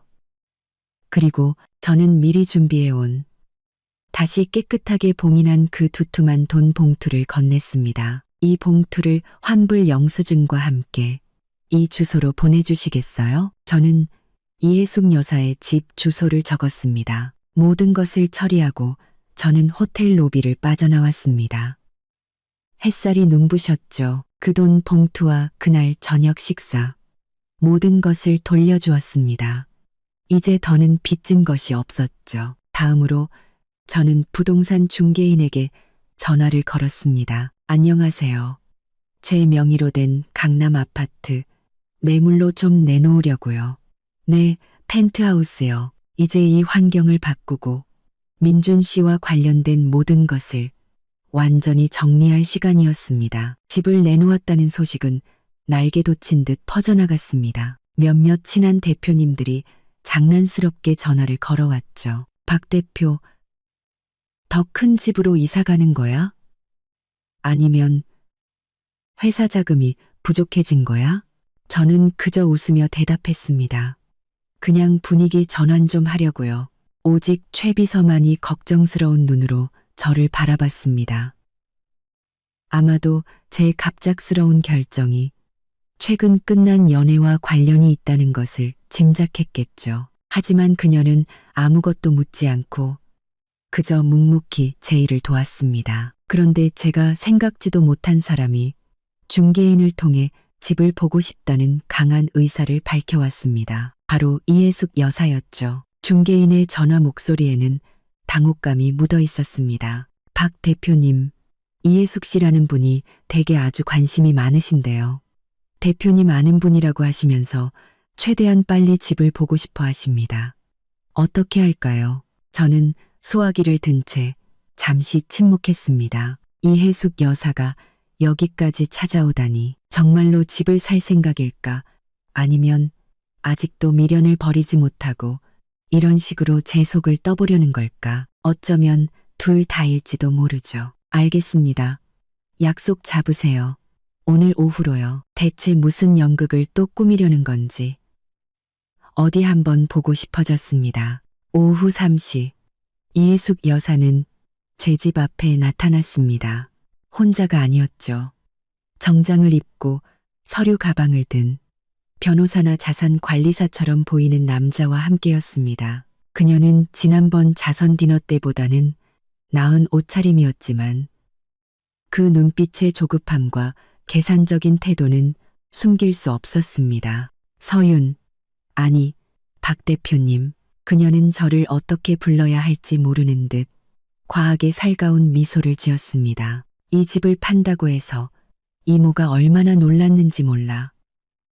이렇게 좋은 집을 왜 팔려고 해? 저는 몸을 비켜 그들을 안으로 들였습니다. 좀 더 작은 집으로 옮기려고요. 관리하기가 힘들어서요. 이해숙 여사는 집에 들어서자마자 눈을 어디에 둬야 할지 모르는 듯 탐욕스럽게 거실과 창밖의 풍경, 그리고 값비싼 가구들을 훑어봤습니다. 그녀와 함께 온 남자는 좀 더 전문가적인 시선으로 집의 구조와 인테리어를 살폈죠. 거실이 정말 넓네. 전망도 끝내주고. 이해숙 여사는 감탄사를 연발했습니다. 그녀는 와인 셀러 앞으로 다가가 제가 수집한 와인들을 보며 거의 손을 댈 뻔했습니다. 그녀가 저를 돌아보며 조심스럽게 물었죠. 박 대표님, 이 집 살 때 꽤 비쌌지? 저는 대답 대신 차갑게 말했습니다. 어머님, 편하게 둘러보세요. 그녀는 멋쩍게 손을 거두고 함께 온 남자에게 눈짓을 보냈습니다. 남자는 즉시 더 꼼꼼하게 집을 살피기 시작했죠. 심지어 핸드폰으로 사진까지 찍었습니다. 이해숙 여사는 제 옆에 바싹 붙어 목소리를 낮추며 말했습니다. 서윤아, 사실 이 집이 이모 마음에 쏙 들어. 우리도 아는 사이인데 가격 좀 잘해주면 안 될까? 그녀는 손가락을 비비며 노골적으로 할인을 요구했습니다. 저는 걸음을 멈추고 그녀를 바라봤습니다. 어머님, 부동산 거래는 중요한 일입니다. 중개인을 통해 정식으로 절차를 밟는 게 좋겠습니다. 그리고 제가 내놓은 가격이 낮은 편은 아닐 텐데요. 아니야, 비싸지 않아. 이해숙 여사는 마치 제가 마음을 바꿀까봐 두렵다는 듯 다급하게 말했습니다. 우린 정말 살 마음이 있어. 저분은 내 투자 자문이야. 이 집 위치나 품질을 보면 그 가격이 합당하대. 그녀는 갑자기 태도를 바꿔 거의 아양을 떠는 듯한 표정을 지었습니다. 사실 서윤아, 이모가 지난번엔 정말 잘못했어. 내가 뭘 몰라서 그랬어. 너랑 우리 민준이 젊은 애들이 싸울 수도 있지. 이모는 네가 정말 마음에 들어. 능력 있고 예쁘고. 저는 그녀의 앞뒤 안 맞는 논리도 없는 말을 들으며 그저 황당하고 우스울 뿐이었습니다. 이 집을 보고 나서 혹은 그날 밤 제가 목걸이를 낙찰받는 것을 보고 나서 그녀의 태도가 180도 바뀐 것이겠죠. 이렇게 노골적인 속물 근성은 정말이지 역겨웠습니다. 어머님, 저는 그녀의 말을 끊었습니다. 목소리는 싸늘했죠. 저와 민준 씨는 이미 헤어졌습니다. 이 집은 제 개인 자산이고 이 집을 팔든 팔지 않든 누구에게 팔든 그와 그리고 어머님과 아무런 관련이 없습니다. 정말로 집을 사실 거라면 중개인을 통하세요. 그게 아니라면 이만 돌아가 주시죠. 이해숙 여사의 얼굴이 순간 굳어졌습니다. 미소 짓던 얼굴이 마치 금간 석고상처럼 보였죠. 그녀가 입을 열어 무언가 말하려던 순간 집을 다 둘러본 남자가 다가와 그녀에게 고개를 저으며 낮은 목소리로 말했습니다. 이 여사님, 집은 정말 좋습니다. 하지만 현재 가격에 세금까지 더하면 자금 부담이 너무 크실 겁니다. 그리고 추후 유지 비용도. 이해숙 여사의 얼굴이 불그락불그락해졌습니다. 그녀는 저를 죽일 듯이 노려봤습니다.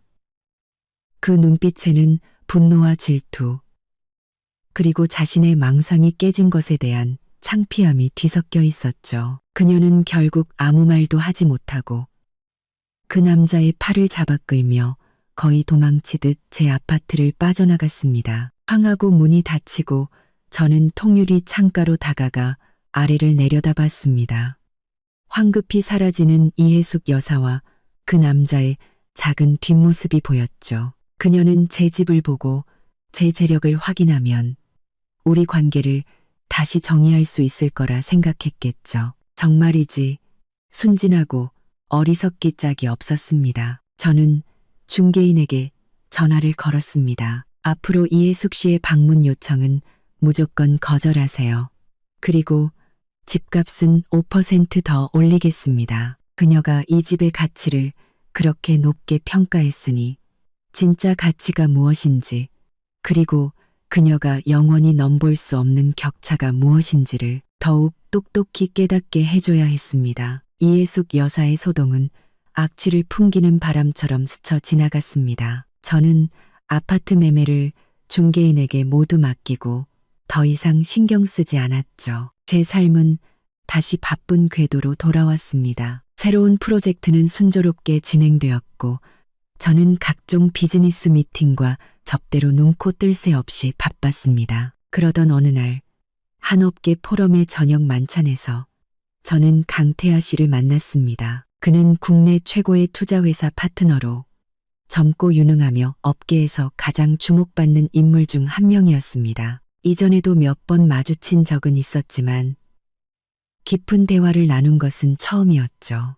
그날 밤 그가 먼저 다가와 제게 잔을 내밀었습니다. 박 대표님 명성은 익히 들었습니다. 지난번 정부 프로젝트 정말 멋지게 성공시키셨더군요. 감사합니다. 강 이사님께서도 과찬이십니다. 우리는 자연스럽게 대화를 시작했습니다. 업계 동향부터 경제 전반에 이르기까지 많은 부분에서 생각이 통했죠. 그는 총명하고 박식했으며 그의 말과 행동에서는 진짜 세상을 겪어본 사람의 여유와 자신감이 묻어났습니다. 어딘가 위축되어 있던 민준 씨와는 전혀 다른 종류의 사람이었죠. 그와의 대화는 즐거웠습니다. 어떤 꾸밈이나 억지도 필요 없었죠. 만찬이 끝나고 그는 자연스럽게 저를 집까지 데려다 주겠다고 제안했습니다. 제 차가 근처에 있어서 괜찮습니다. 마음만 감사히 받겠습니다. 그는 웃으며 더 이상 권하지 않았습니다. 대신 심플한 디자인의 명함 한 장을 건넸죠. 다음에 또 뵐 수 있으면 좋겠습니다. 저는 명함을 받고 제 명함을 건넸습니다. 그의 듬직한 뒷모습을 보며 제 마음은 평온했습니다. 이 나이, 이 위치에서 멋진 남자 한 명의 호의에 쉽게 흔들릴 때는 지났으니까요. 하지만 강태하 씨 같은 사람과의 만남이 기분 좋은 일이라는 것은 부정할 수 없었죠. 그 후로 강태하 씨는 가끔씩 제게 연락을 해왔습니다. 흥미로운 업계 기사를 보내주기도 하고 특정 이슈에 대해 가볍게 의견을 나누기도 했죠. 그의 접근은 성숙하고 절제되어 있었으며 상대를 존중하는 태도가 느껴졌습니다. 저는 이지적인 교류를 즐겼고 그와의 만남은 불쾌한 감정이 차지했을지도 모를 제 시간을 긍정적으로 채워주었습니다. 우리가 함께 있는 모습이 가끔씩 업계 사람들의 입에 오르내린다는 것도 알고 있었습니다. 그러던 어느 날 저는 모르는 번호로 걸려온 전화를 받았습니다. 전화를 받자 수화기 너머에서는 이해숙 여사의 울음 섞인 분노에 찬 목소리가 들려왔습니다. 박서윤, 네가 어떻게 이럴 수가 있어. 저는 미간을 찌푸리며 전화를 끊으려 했습니다. 우리 민준이한테 이러면 안 되지. 그녀는 거의 소리를 질렀습니다. 전화기 너머로 그녀를 말리는 민준 씨의 목소리가 들렸지만 그녀는 막무가내였습니다. 네가 돈 많고 잘난 거 알아. 그래서 우리 무시하는 거 알아. 그래도 그렇지. 어떻게 헤어지자마자 다른 놈을 만나. 우리 민준이는 어떡하라고. 걔가 너 때문에 며칠째 식음을 전폐하고 회사도 잘릴 판이야. 너 양심도 없어? 저는 조용히 듣고 있다가 그녀의 히스테리가 잠잠해질 때쯤 차갑게 입을 열었습니다. 이해숙 씨, 첫째, 저와 김민준 씨는 이미 헤어졌습니다. 제 사생활은 당신과 그 사람 누구와도 상관없습니다. 둘째, 김민준 씨는 성인입니다. 자신의 감정과 직장 생활은 스스로 책임져야죠. 마지막으로 한 번만 더 이런 식으로 저를 괴롭히면 경찰에 신고하겠습니다. 저는 말을 마치자마자 전화를 끊고 그 번호를 차단했습니다. 세상이 조용해졌습니다. 하지만 이해숙 여사의 이 뻔뻔한 비난은 제 마음속에 남아있던 마지막 미련마저 깨끗하게 지워버렸습니다. 어떤 사람들에게는 자신의 속물근성과 편협함이 아니라 상대방이 더 잘 나가는 것이 잘못인 모양입니다. 저는 핸드폰을 들어 강태하 씨가 보낸 주말 미술관 전시회 초대 메시지를 확인했습니다. 그리고는 망설임 없이 답장했죠. 좋아요. 주말에 찾아간 미술관은 낡은 공장을 개조한 아주 멋진 곳이었습니다. 강태하 씨는 편안한 차림이었지만 특유의 고급스러운 분위기는 감출 수 없었죠. 우리는 전시를 보고 미술관 카페에 앉아 이야기를 나누었습니다. 그러다 제 핸드폰이 울렸습니다. 동네 주민센터 번호였죠. 박서윤 씨 되시죠? 여기는 5호동 주민센터인데요. 이해숙 씨라는 분이 오셔서 감정적인 문제로 상담을 요청하시는데 자꾸 박서윤 씨를 만나게 해달라고 하셔서요. 제 머리끝까지 화가 치밀어 올랐습니다. 이해숙 여사가 이제는 주민센터까지 찾아가서 난리를 치다니. 저는 분노를 억누르고 차분하게 말했습니다. 저는 그분과 해결할 문제가 전혀 없습니다. 계속해서 저를 괴롭히면 경찰을 부르겠습니다. 그렇게 전해주세요. 전화를 끊자 강태아 씨가 걱정스러운 눈으로 저를 보고 있었습니다. 저는 애써 웃으며 말했죠. 개인적인 일이에요. 다 해결됐습니다. 그는 더 묻지 않고 화제를 돌려주었지만 이 끝없는 괴롭힘은 정말이지 역겨웠습니다. 저는 이 문제를 확실히 끝내야겠다고 결심했습니다. 집으로 돌아오자마자 저는 컴퓨터를 켜고 이메일을 작성했습니다. 수신이는 민준 씨가 다니는 회사의 인사팀이었죠. 저는 차분하고 객관적인 어조로 이해숙 여사가 제게 가한 지속적인 괴롭힘에 대해 설명했습니다. 그리고 이런 행위가 계속될 경우 법적인 조치를 취할 수밖에 없으며 이는 김민준 씨의 직장 생활에도 부정적인 영향을 미칠 수 있음을 정중하게 알렸습니다. 그가 다니는 곳처럼 평판을 중요시하는 조직에서 이런 문제는 아주 심각하게 받아들여질 겁니다. 전송 버튼을 누르는 순간 제 마음은 놀랍도록 평온했습니다. 저는 그들에게 품위 있게 끝낼 기회를 주었습니다. 그들이 걷어찼을 뿐이죠. 그렇다면 그들이 알아들을 수 있는 방식으로 이 경계선을 확실히 그어주는 수밖에요. 메일을 보낸 후 세상은 정말로 조용해졌습니다. 더 이상의 전화도 메시지도 없었죠. 저는 마치 집안 구석의 마지막 먼지를 털어낸 것처럼 후련한 마음으로 제 새로운 삶에 집중했습니다. 아파트는 곧 좋은 가격에 팔렸고 저는 회사 근처의 고급 레지던스로 이사했습니다. 강태아 씨와의 관계는 일과 사적인 만남을 오가며 천천히 그리고 단단하게 발전해 나갔습니다. 얼마 후 한 경제 잡지에서 저를 인터뷰했고 그 잡지가 발간되었습니다. 잡지 표지에는 제 사진과 함께 박서윤, 두려움 없는 성장이라는 제목이 실려 있었죠. 저는 그 잡지가 또 다른 방식으로 어떤 사람들에게 익히게 될 줄은 상상도 못했습니다. 며칠 뒤 저녁, 저는 낯선 번호로 걸려온 전화를 받았습니다. 한참의 침묵 끝에 지치고 낯익은 목소리가 들려왔습니다. 서윤아, 나 민준이야. 저는 아무 말도 하지 않았습니다. 그가 힘겹게 입을 열었죠. 잡지 봤어. 축하해. 저는 여전히 침묵했습니다. 그가 거의 애원하는 듯한 목소리로 말했습니다. 서윤아, 내가 다 잘못했어. 정말 미안해. 내가 부족해서 너를 지켜주지 못했어. 우리 엄마도 말리지 못했. 그의 뒤늦은 후회를 들으며 제 마음은 잔잔한 호수 같았습니다. 지난 일은 그냥 잊어요. 제가 마침내 입을 열었습니다. 민준 씨, 우리 각자 앞만 보고 살아요. 서윤아, 내가 널 다시 잡을 자격 없는 거 알아. 그냥 나랑 우리 엄마 미워하지만 말아줘. 엄마가 그 잡지 보고 며칠을 우셨어. 당신이 내 복을 걷어찼다고. 저는 그의 말을 끊었습니다. 미워하지 않아요. 미움은 너무 많은 에너지가 드는 감정이니까요. 다만 이게 우리의 마지막 통화였으면 좋겠네요.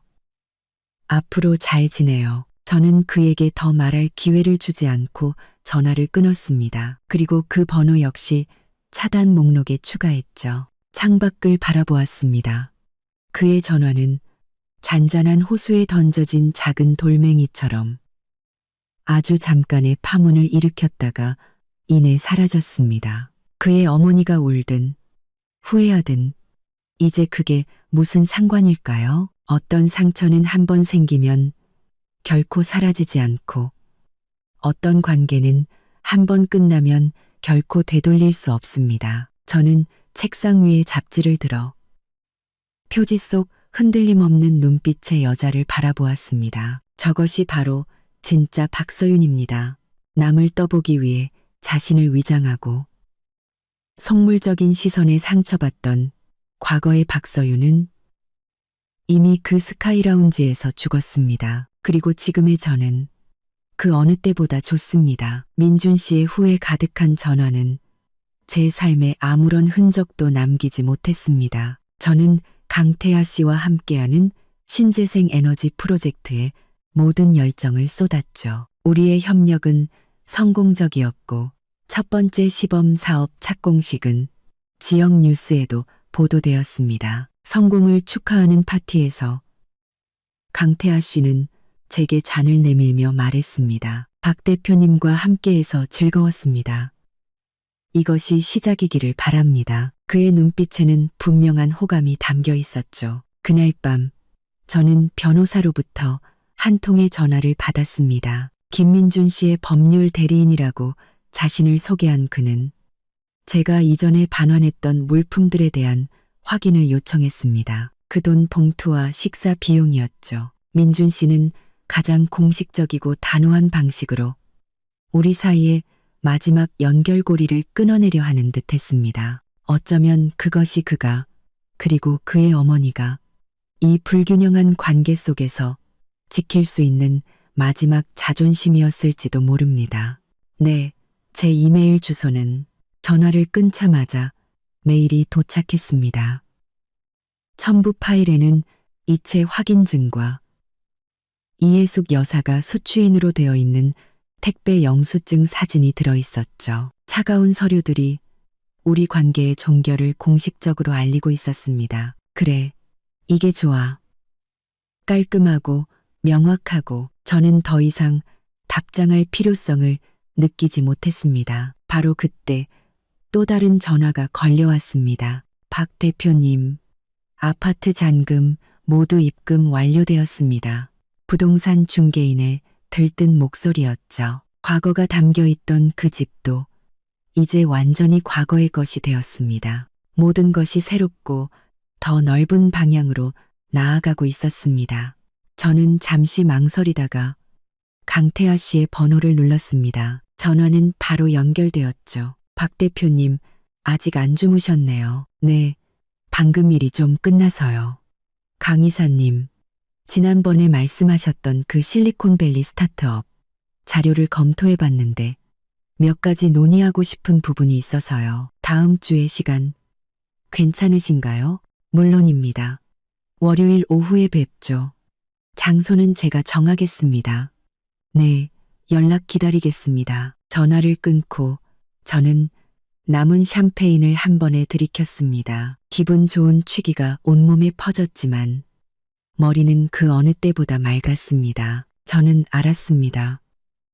더 도전적이고 더 기대되는 새로운 여정이 제 눈앞에 펼쳐지고 있다는 것을. 과거의 모든 것은 이미 저 멀리 뒤처져 희미한 배경조차 되지 못했습니다. 진정한 강함이란 복수의 쾌감이 아니라 과거를 완전히 지워버리고 더 넓은 세상으로 나아갈 수 있는 능력에서 비롯되는 것이니까요. 그리고 나, 박서윤은 그 능력을 이제 온전히 내 손에 쥐었습니다. 어느 가을 주말 오후, 저는 새로 이사한 집 서재에서 다음 분기 예산안을 검토하고 있었습니다. 그때 낯선 번호로 긴 문자 메시지 하나가 도착했습니다. 서윤아, 나 민준이 엄마야. 이 문자 보내고 바로 번호 지울게. 우리 이 도시를 떠나기로 했어. 민준이가 지방으로 발령 신청을 했거든. 가기 전에 꼭 사과하고 싶었어. 정말 미안하다. 내가 눈이 어둡고 마음이 못돼서 내 복을, 우리 민준이 복을 다 걷어차 버렸어. 네가 지금 TV에도 나오고 그렇게 잘 지내는 거 보니까 다 네가 잘나서 그런 거다 싶다. 우리는 그럴 복이 없었던 거지. 돈 봉투랑 밥값은 민준이가 다 정리했으니 걱정 말고. 다시는 연락할 일 없을 거야.